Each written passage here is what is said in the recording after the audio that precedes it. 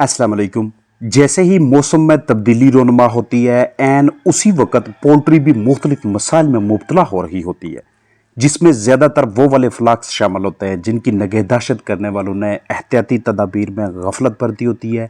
और सबसे आम मसला सांस के अमराज का नज़र आता है, जिसकी वजूहात मुख्तलिफ बीमारियाँ हैं जिनका आगे चलकर वीडियो में जिक्र होगा। एहतियाती तदाबीर में घरेलू चिकन्स के लिए सबसे पहले नमक वाला पानी, जिसे अगर हम अपने चिकन्स को दोपहर के वक्त यानी शाम पड़ने से पहले पहले 5 ग्राम नमक फी लीटर पानी के हिसाब से लगातार 5 घंटों के लिए दें तो आने वाले औकात में मौसमी तब्दीली की वजह से अपने चिकन्स को मुख्तलिफ अमराज से बचाया जा सकता है। क्योंकि साल्ट में कुदरत ने इस तरह की खसूसियात रखी हुई हैं कि ये जब भी हमारे चिकन्स को इस मकसद के लिए दिया जाता है तो नताइज मुस्बत ही बरामद होते हैं। ये वाला काम नहीं करना तो जैतून के तेल का हमेशा ज़बरदस्त रिजल्ट आया है। इसको आप 6 सीसी यानी कि 6 ml फी लीटर पानी के हिसाब से सुबह के पानी में लगातार 6 घंटों के लिए देंगे और अपने चिकन्स को आने वाले मसाइल से महफूज रखने के लिए ये आपकी ज़बरदस्त किस्म की स्ट्रेटजी होगी। ये भी नहीं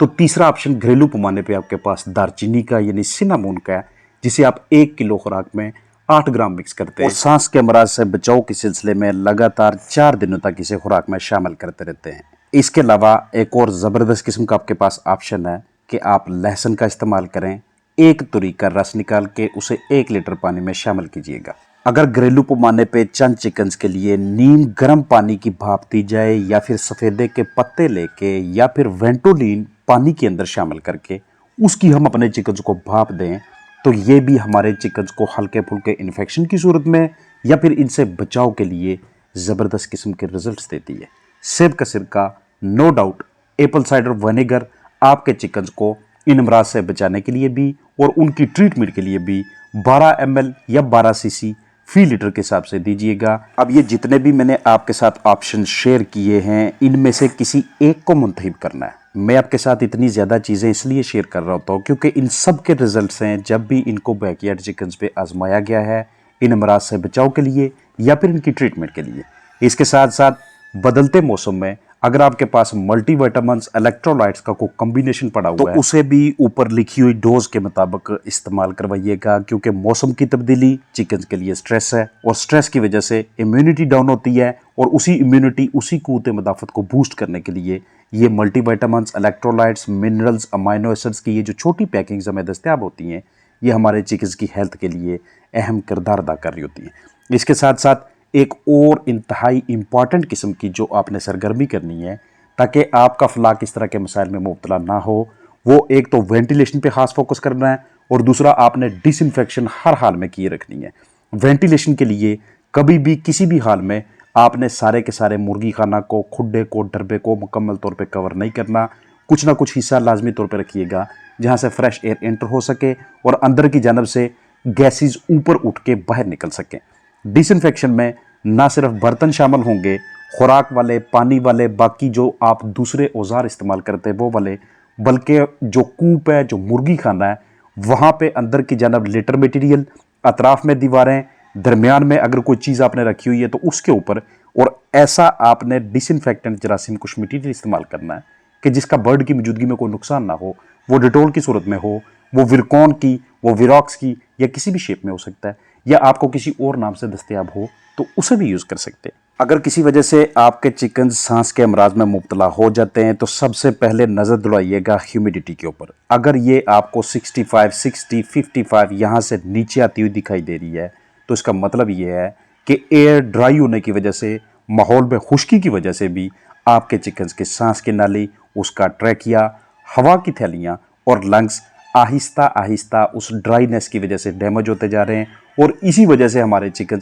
सांस के अमराज की तरफ आ रहे हैं। लिहाजा ह्यूमिडिटी को इंक्रीज़ करने के लिए अगर आप स्प्रे कर रहे हैं, डिसइंफेक्टेंट का इस्तेमाल कर रहे हैं, वो भी बेहतर है। लेकिन अगर आपने कुछ ही दिनों पहले, चंद हफ्ते पहले ही एक मरतबा डिसइंफेक्शन मुकम्मल तौर पे कर ली है तो अब आप सिर्फ सादा पानी के जरिए ही स्प्रे कर सकते हैं। ह्यूमिडिटी का बढ़ना उस इन्वायरमेंट में जहाँ पे चिकन को सांस के अमराज हैं उनको हेल्प करता है सांस लेने में, उनको ईज आउट करता है दोबारा अपनी लाइफ की जानब आने के लिए। दर्जा हरारत की वेरिएशन को कम से कम रखने की कोशिश कीजिएगा, क्योंकि आजकल दिन ऐसे चल रहे हैं कि डे टाइम पे टेम्परेचर थोड़ा बढ़ जाता है जबकि रातें ज़रा ठंडी होती हैं। तो ये टेम्परेचर की वेरिएशन भी हमारे चिकन्स को पहले बुखार में और उसके बाद सांस के दीगर अमराज में मुब्तला करने लग जाती है। अगर आप पोल्ट्री फार्मिंग थोड़े बड़े पैमाने पर कर रहे हैं तो ऐसी सूरत हाल में सांस के अमराज से बचाव के लिए या फिर उनकी ट्रीटमेंट के लिए आपके पास रेस्पिराफ, मेंटोफिन, आर्सिलवन सुपर या इस जैसे मिलते जो दूसरे प्रोडक्ट्स हों उनका आप इस्तेमाल करवा सकते हैं। ये जो चेंजिंग वेदर है, इस चेंजिंग वेदर में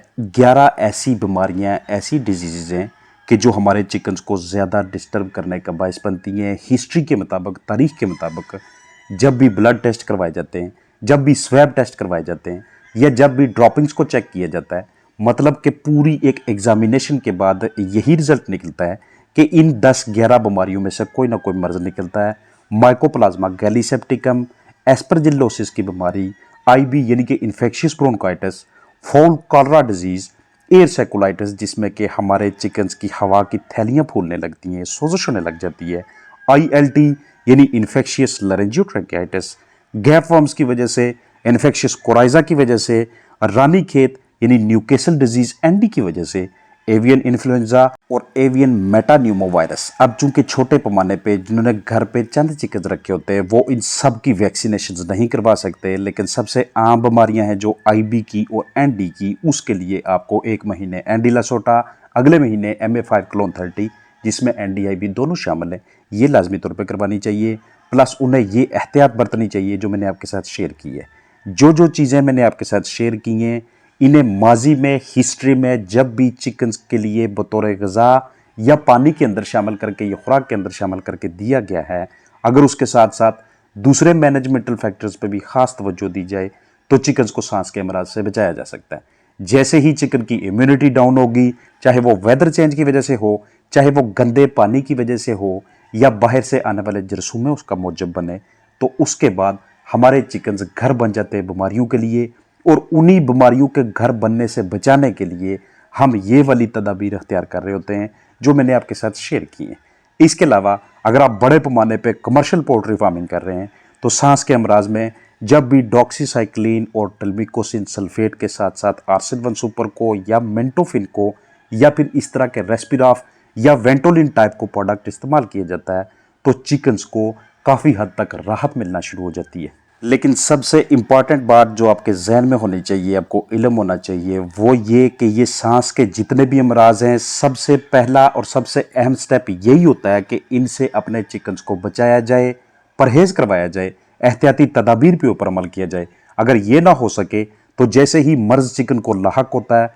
उस वक्त पहली स्टेज के ऊपर, बिल्कुल पहले मरहले के ऊपर उसकी अलामात को देखते हुए साइंस एंड सिम्टम्स को बगौर मुताला करने के बाद जितना जल्दी हो सकता है एन उसी के मुताबिक ट्रीटमेंट का आगाज़ किया जाए, क्योंकि ये ट्रीटमेंट जितना लेट होती जाएगी, जितनी ज़्यादा देर के लिए उस चीज़ की ड्यूरेशन लंबी होगी, उतना हमारे चिकन्स के अमले तनफ़्फ़ुस के मुख्तलिफ जो आर्गन्स हैं, मुख्तलिफ जो पार्ट्स हैं, हिस्से हैं, वो डैमेज होते रहेंगे और एक स्टेज ऐसी आ जाती है कि वहाँ पर दवाएँ भी काम नहीं करती। इसे कहते हैं कि सेकेंडरी बैक्टीरियल कॉम्प्लिकेशन हो जाना, यानी कि एक तो NDIB या किसी दूसरी डिजीज़ की वजह से आर्गन्स मुतासर हो रहे हैं, दूसरा हमारे चिकन्स की इम्यूनिटी डाउन होने की वजह से अब जो अपॉर्चुनिस्टिक बैक्टीरिया हैं, इकोलाई या दूसरे वो पैथोजेंस, वो जरसूम में भी हमलावर होकर हमारे बर्ड की हालत को मज़ीद क्रिटिकल कर दी है। इस तरह की सिचुएशन में ट्रीटमेंट ज़रा मुश्किल हो जाती है। मुझे पूरी उम्मीद है कि इस वीडियो को देखने के बाद आप अपने चिकन्स को इस वेदर चेंजिंग कंडीशन के अंदर सेहतमंद, खुशबाश और प्रोडक्टिव रखने में कामयाब रहेंगे। अपना ख्याल रखिएगा। अस्सलाम वालेकुम वरहमतुल्लाहि वबरकातुहू।